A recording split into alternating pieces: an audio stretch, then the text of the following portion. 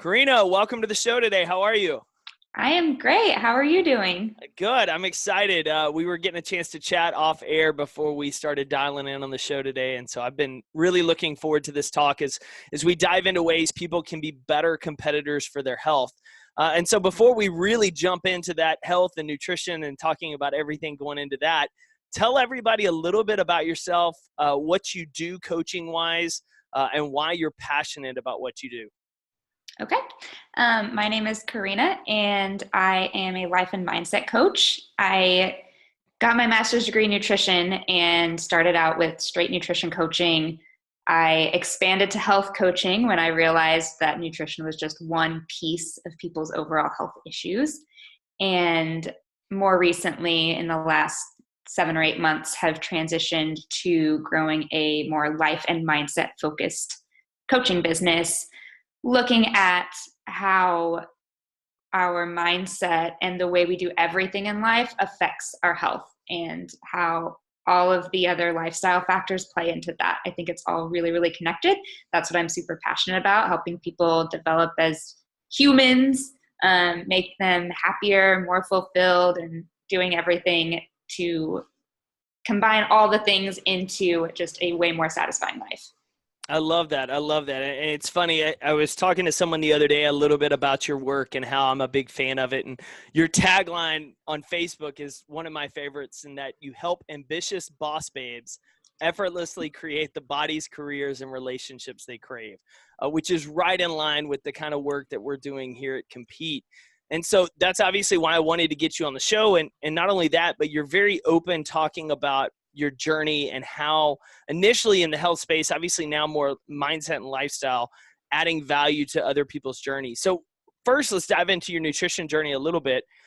I know that you're a certified Whole30 coach. One, what made you want to go that route for a certification and going through Whole30? And what do you enjoy most about really the Whole30 way of life? That's a great question. I am I'm totally anti-diet in terms of, restricting yourself, making things really, really challenging and, eating less. None of that is what I talk about at all with my clients. And I love the Whole30 because it's not quantity focused. And my caveat to that is the Whole30 is a fantastic tool for a specific type of person, and it's also not a great tool for a specific type of person. And that's why I actually really enjoy being a Whole30 coach and being able to help people figure out when it's a great tool for them and be able to be successful in it. And so since the Whole30 has a lot of mindset work in it, it's not here's your 30-day diet plan and you're going to eat this many calories and you're going to eat these kinds of foods. It's hey, let's look at not only the types of foods you're eating, but let's look at what your relationship with those foods are. Like, what are the habits you might not even know that you have? What emotional attachments do you have to foods? Like, all these things that actually give you knowledge, so that when the 30 days are over, it's not just like, okay, brush it off and I'm done. I actually learned something that I could use long-term and make my life better. So, I love that. Yeah, that's why I love Whole30 compared to other types of health or diet resets. So let's talk on that note, because you hit a couple of points on the head. One, this is January of the new year. Everyone's in that yo-yo diet phase. Oh my gosh, 2019, I'm going to the gym 10 days a week. I'm eating all the perfect foods. This is going to be my healthy year. And then we get about a month or two down the road and everybody's fallen off the wagon for the most part. They're barely making it to the gym once a week. The healthy meals that they had prepared and planned for just kind of fall by the wayside. A lot of that obviously falls around our habits and choices and what we've set up in our lives to make those resolutions successful. And for a lot of times we just say the resolution instead of creating the plan to achieve it. You mentioned that Whole30 was for a very specific type of individual, and it was not for a very specific type of individual, which means your audience knows when they come to you, this is a great fit, versus me thinking, okay, do I need Whole30? Do I need to count macros? Do I need intermittent fasting? What do I need? For people listening to the show that may be interested in Whole30, they might have heard the name, they're not that familiar with it. What makes a great fit for someone wanting to step into Whole30 as a lifestyle? Okay, that's a good question too. So the Whole30 is a fantastic tool for people who feel like they don't understand their relationship with food. They might not know either way if it's bad or good. They don't even have the awareness around what they're putting into their body and how their body reacts to it. For people who have primarily eaten a processed diet for a long time, it's fantastic because it's not the type of diet that's, very, very specific in amount and things like that. It's focusing on quality, which when you're starting a nutrition journey for yourself to eat better, to feel better, the number type focus is way down the road. Like if you are an athlete and, wanting to really hone in your nutrition, then maybe numbers play into it. But the Whole30 is quality based, which is like the foundation for learning how to eat better, learning how your body reacts to food. So for people who are just looking to learn awareness about what their foods are, like what real food even is, how they can incorporate it into their diet and how their body reacts to it, it's perfect. So you're not as concerned with counting the calories throughout the day and making sure everything's perfectly portioned. You're more concerned with two parts: the quality of the food you're ingesting, as well as the relationship you have or don't have with it. Absolutely. And I'm a huge proponent of intuitive eating. And, I've been through the macro counting phase and I've taken the Whole30 and made it unhealthy, which is why I say it's like for a very specific type of person. I did, when I was in my early 20s, I did the Whole30 for 2 years, which is not the point. I took it in an unhealthy direction. And so I'm pretty careful about who I, implement Whole30s with. And, that's not a great fit, but, let's talk on that note. Let's talk on that note, because obviously you've personally gone through this, so you know where it does and where it doesn't. It influences the coaching you do today from a nutritional standard, but what would you say kind of your themes or your focus when working with individuals on their nutrition are today? Is it still Whole30 based, or do you take elements of that and depending on who the person is, are able to kind of work with them on something that fits kind of a standard theme or style that you like? So I don't do a ton of one-on-one Whole30 coaching. I prefer to work in groups, and I usually go with the official Whole30 group. So I tend to run groups in January, in May, and in September. And I like running those because of the community aspect. And I have a lot of people come up to me after those groups and say that they've tried Whole30 on their own before and failed. They haven't made it, but having the support of both a certified coach and other people doing it with them allowed them to succeed in a way they hadn't, trying to navigate it on their own. So I don't do a ton of one-on-one Whole30 coaching. I've had a couple of clients come to me who want to improve their relationship with food, and they've stumbled upon the Whole30 somehow and feel like it's a really good start for them. And I think 100% of those cases I've agreed.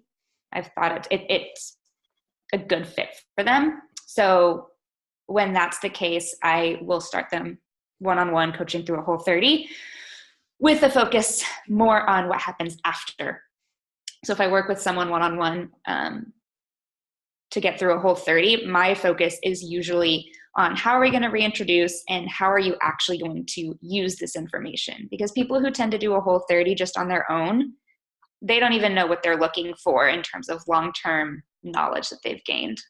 That's you brought up some great points there in terms of the importance of doing it with their program because of the community aspect, and community is such a huge component of it. We obviously have our free Facebook community for the Compete Tribe, for them to get to know each other and connect with other like-minded people. And in the same sense, you're putting people into a situation and a group where they can support each other because they know what each other is going through in that instance. One of the things that struck up with me is listening to you talk about these different programs, and especially the fact that a lot of people try to do this on their own, whether it's Whole30, whether it's paleo, whether it's intermittent. They go into it this time of year, especially if I'm just going to watch what I'm eat. I'm not drinking this month, or whatever the case may be. I can do it on my own. All the information's out there. It's a lot harder sometimes by ourselves. What do you see in terms of your clients when they come to you that have tried it on their own? where they tend to slip up and hit those roadblocks or obstacles without having a coach or a group to work with? So hands down, I would say the number one reason that I figure out, they don't usually know that when they come to me, but the number one reason people will come to me having tried a bunch of different things and none of them work and they're still unhappy is that there's something else going on within them that they don't even know, they don't even realize. And that's what I usually focus on, is figuring out, okay, what is actually going on here that's causing you to fail? Like what are you missing, or what thought pattern is off that's preventing you from being able to step into that program or protocol that you're wanting to do and just can't seem to get there. What do you think, is it along the same lines or different, that you see as one of the biggest myths out there that people believe about shifting to a healthy nutrition, healthy lifestyle, as like the number one myth out there that you're like, I can't stand this. This is not accurate. People need to understand what's actually going on. And I ask you that because this time of year, great coaches and people are putting out content and information that's incredibly useful, but there's also a lot of charlatans that are out there putting out fake information for quick loss diets and do this and that. And people are seeing both and they don't know which is accurate and which isn't. So if we were having a conversation with a room full of people that are like, all right, I'm seeing stuff everywhere, what are the most common things that are promoted and told and lied about that aren't actually true? Okay, I thought of one like while you were explaining it. So this one I actually really, really hate, and it only comes up this time of year, is the idea that, I mean, it starts probably right before Thanksgiving and then goes through January, where it's like, on average, Americans gain 5 to 15 pounds over the holidays. So they promote it at the very beginning, like, don't be that person. And then at the end, they're like, oh, well, you were that person, so now you need to get rid of it. And research does not support that at all, like at all. They just, it's so exaggerated. The actual research suggests that people gain, I think, I read a study on this, I have it saved. It's like 0.7 kilos. So like around a pound of holiday weight gain, and so what?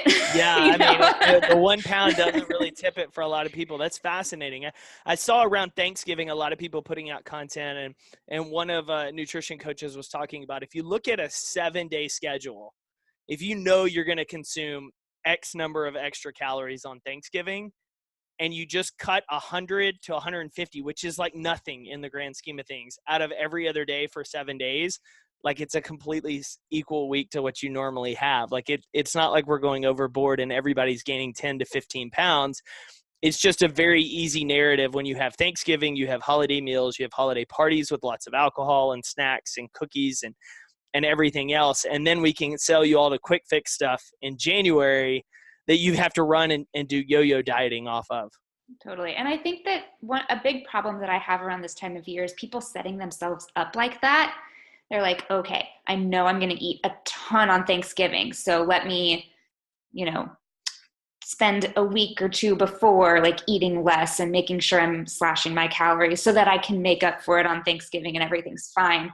Where it's like, if you're going into Thanksgiving with that mindset, or you're going into Christmas with that mindset that like, I'm just going to eat all the things, you're setting yourself up for that. Like, what if it was just a normal day, except that you were filled with like your favorite people and amazing food, but like you ate when you were hungry and stopped when you were full? Like, what if it was just like every other day of the year and you didn't have to like save up to earn your right to have Thanksgiving dinner, or go run 20 miles that morning, or do something you're like, all right, I'm ready for Thanksgiving now. Yeah. And I totally, I'm very pro getting your body moving on Thanksgiving in some way, like going for a walk with your family. Like some people like to do the turkey trot, if you're going to be sitting all day, yeah, go get some fresh air. But you don't need to go run a marathon just so you earn your Thanksgiving. I love that. That's a strong mindset shift for a lot of people. And I know some people listening can relate to that. So let's talk about a little bit of those mindset shifts around health and nutrition. One of the posts on your blog that I just loved is talking about your recovery from exercise addiction, and how, especially this time of year, in my opinion, we create these resolutions, or we get into the habit of, I'm not eating as well, so I just have to exercise all the time.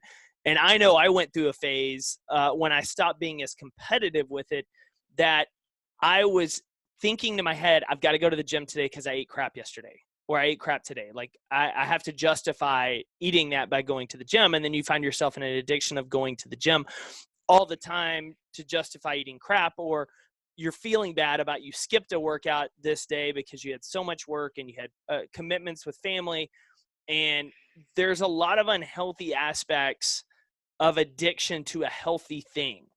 Can you share a little bit about your journey with that and what you see commonly out today that maybe somebody listening could be aware of maybe I don't have a healthy relationship with exercise or with this specific thing?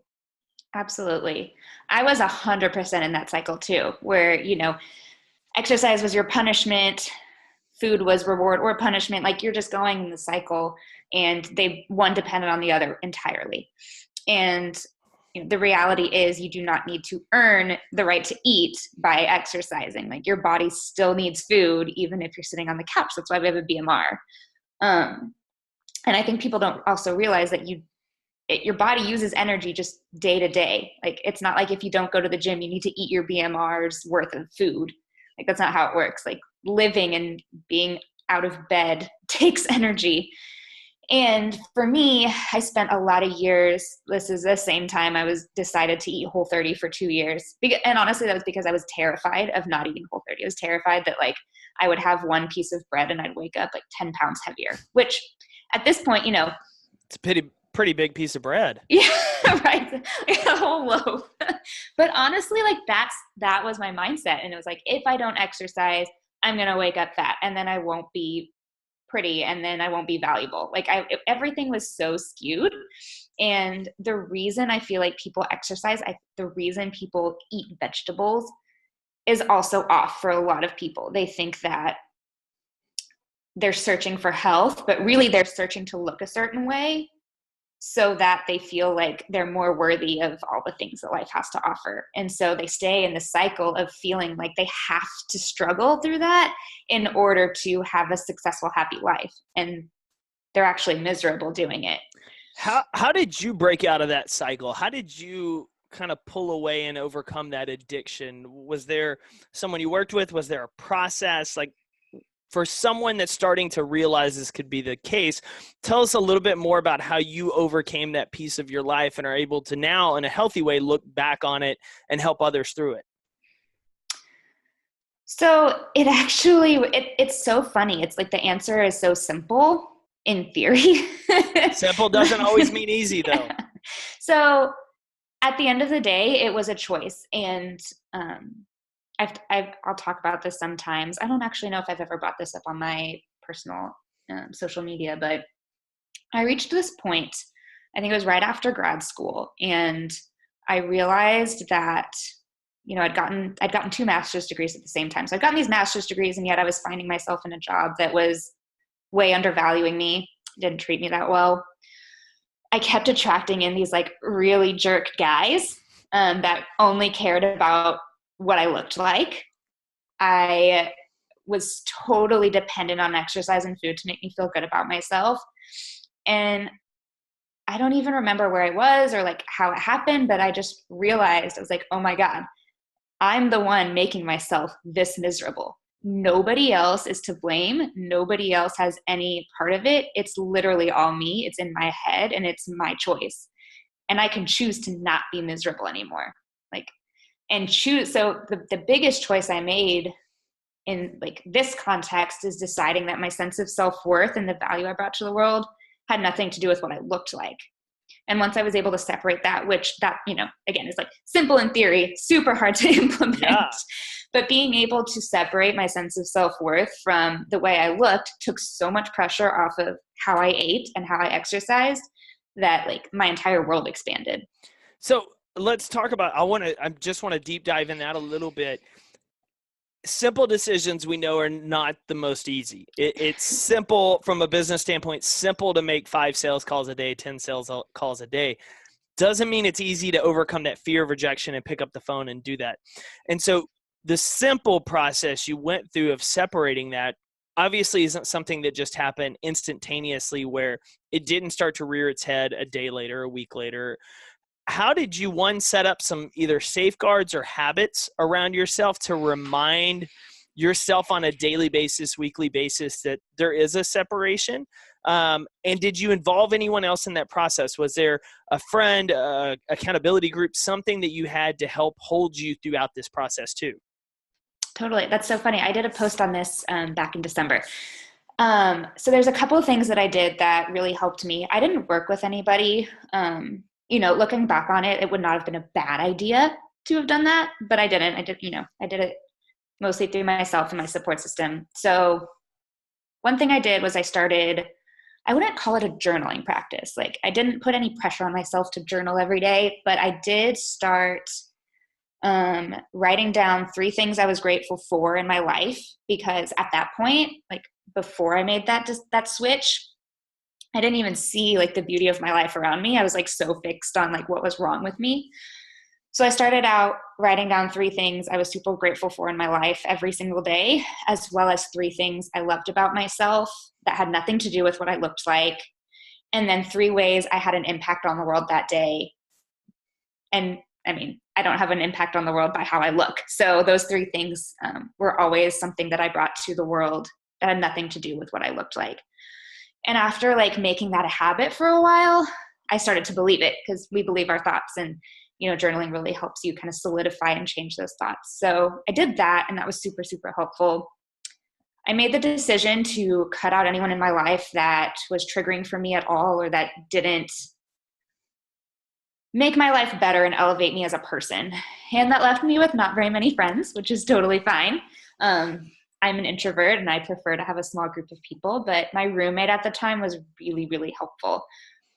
She honestly like refused to have that kind of a conversation anyway. She didn't want to hear about like why I hadn't gone to the gym. Like, she didn't care. So having someone who literally just couldn't give a shit about it was really, really nice. I did not feel comfortable at the time, like talking to my family about it. And that's a whole other thing. But having her there was really, really helpful for me. So in that sense, she was my support system. That's awesome, man. That's awesome. So can't underestimate, or can't emphasize enough, the importance of just the journaling practice and writing down some of those thoughts daily, those daily affirmations, as well as cutting those people out of your life, those weeds that are keeping you from growing.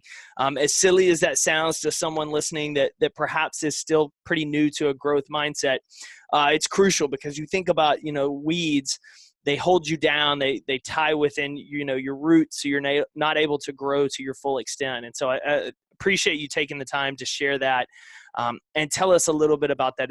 It's funny, as you talked about your roommate, it hit home with me, because the time I met my wife, I was coming out of being fairly competitive CrossFit wise. I had done regionals, I guess, a year before. I had a bad injury that year. The next year, I was kind of at that phase of like, I need to focus on the business. I need to get out of thinking I need to do this. And she was the type of person that she's active, but doesn't like actively go to the gym. She'll go for a run. And when I would be like, oh, I PR'd, whatever today, she's like, what's that? So what? And it really was a wake-up call for me of like what I'd been doing, what I'd been focusing on and consumed by, because similar to you, I had so much of my identity in another thing in terms of exercise or being an athlete, which is a tough deal for a lot of athletes when they transition out of sport, as you know, like, who are you then? And so then you find something else you become addicted to, which for me was fitness, CrossFit. And then you start hanging out with people that could care less what you squat, lift, run. They don't even know what half the stuff is.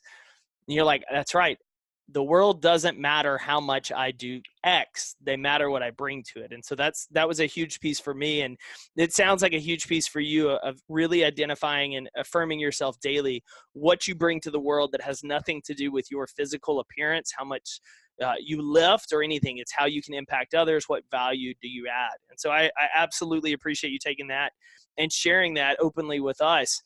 So I want to dive into one thing because, as I mentioned, it's January. It's first of the year. People are all over the board right now with their health, their fitness. They're probably in the gym right now on a treadmill with the trash bag. They've been there 4 times today already, adamant about hitting their goal. What are some things you recommend starting the new year of ways that you can at least slowly start to implement a more healthy lifestyle instead of saying, all right, I got to burn all the bridges. Everything changes tonight. I'm throwing out everything. What are some ways to get people to start stepping into a more healthy lifestyle that is long-term there's more potential long-term to stick with it? Totally. Yeah. And that's so true. And, it's like we create our own. One of the terms I really dislike for the most part is falling off the bandwagon, because there's only a bandwagon if you create one. So January and New Year's resolutions, people put themselves on this bandwagon that they've already set themselves up to fail, right? Because they're like, yep, I'm going to do this and I'm going to do this and I'm going to do this, and have the perfect healthy life for 2 weeks, 3 weeks before they're like, oh my God, this is so much. I can't handle this. I have no time for fun, and then they fall off. So when I work with clients on creating a healthier lifestyle and actually implementing it long-term, we start so slow. And you have to meet the person where they're at. Some people might be truly ready to make a full-on change. I remember when I got diagnosed with celiac disease 10 years before I actually went gluten-free, because I was a bratty kid who didn't want to change anything. But mentally for me, I started I think it was 2010 or something. I started the year being gluten-free, and that mentally helped me prepare. But for most people, and in most situations, you don't want to just start something so intense when you've been at zero. Yep. Going from 0 days a week to the gym to 5 days a week. Do you see yourself maintaining that 3 months from now? And being able to be really realistic about that. Do you see yourself being able to not drink for 6 months? For some people, yes. The answer could totally be yes, but you have to be honest with yourself about whether it's a no. And then picking a goal that's more reasonable. And I actually like looking at goals in 3-month chunks and then breaking them down into little chunks. What do I want to accomplish the first quarter of the year? Maybe it's, I want to eat 7 servings of vegetables per day, right? Well, you're not going to go from eating only Whataburger to eating 7 servings of vegetables per day and expect to maintain that.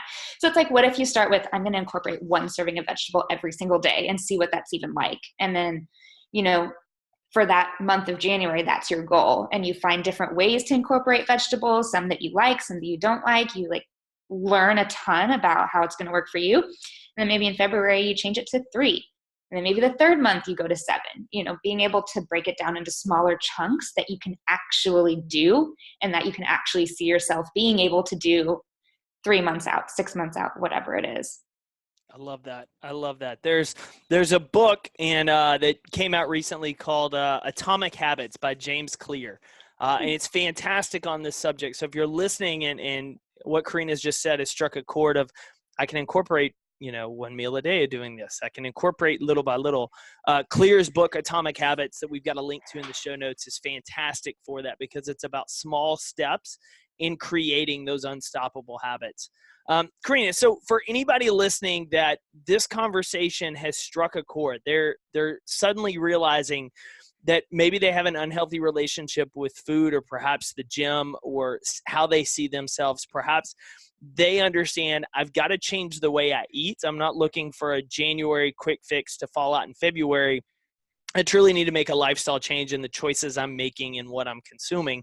How can we get connected with you? What's the best way, website, social, that people can reach out and say hi after hearing the show? Absolutely. So my website is carinamorganhealth.com. And my Instagram is the primary social media I use, and I'm at Carina Morgan Health. So similar, so pretty easy to remember. And I also have a Facebook page that is the same name, Carina Morgan Health. Easy to find, and we'll be linking to all of them in the show notes. Carina, this has been awesome. Thank you for taking time to share insights into health, mindsets, nutrition today, so that everybody listening can be better competitors for their life.